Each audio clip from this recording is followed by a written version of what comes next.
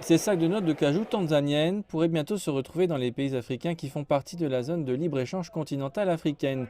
La Tanzanie est devenue le 39e pays africain sur 55 à adhérer officiellement, ouvrant de nouveaux marchés pour ses produits et services. Selon les économistes, l'investissement du pays dans la fabrication et la transformation des aliments au cours des 5 dernières années pourrait porter ses fruits. Il y a maintenant beaucoup de potentiel pour notre secteur privé en Tanzanie afin d'explorer ces nouveaux marchés dans le sud, l'est et même le nord et l'ouest de l'Afrique. Car nous avons déjà ces industries prêtes et nous continuons à faire pression pour que davantage d'industries soient développées. Les Nations Unies estiment que l'accord de libre-échange continental africain augmentera le commerce entre les pays de 52% d'ici 2022, donnant ainsi un coup de pouce bien nécessaire aux pays qui ont été durement touchés par la pandémie de Covid-19.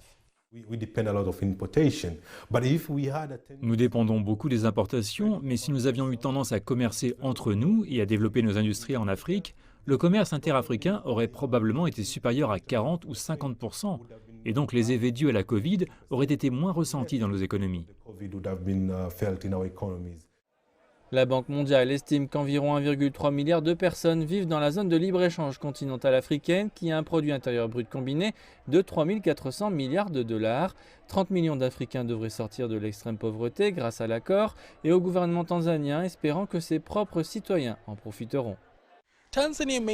La Tanzanie exporte principalement vers l'Europe, l'Asie et le Moyen-Orient. En tournant son attention vers les marchés du continent africain, le pays espère développer son économie avec des bénéfices provenant d'endroits beaucoup plus proches.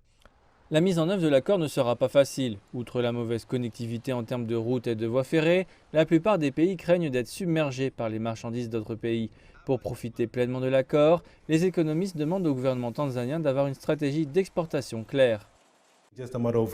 Il s'agit simplement d'avoir une spécialité. Que voulons-nous vraiment exporter dans ces pays? Et réellement mettre beaucoup d'importance et de dispositions spéciales pour booster ces industries, ces secteurs dans la manufacture, dans la transformation alimentaire et l'agriculture. Ceux qui seront vraiment en mesure d'être compétitifs contre les grandes économies telles l'Afrique du Sud, le Nigeria et l'Égypte. L'économie tanzanienne a connu une croissance moyenne de 7% au cours de la dernière décennie. Le gouvernement espère que l'accord sera le véhicule qui le poussera encore plus loin.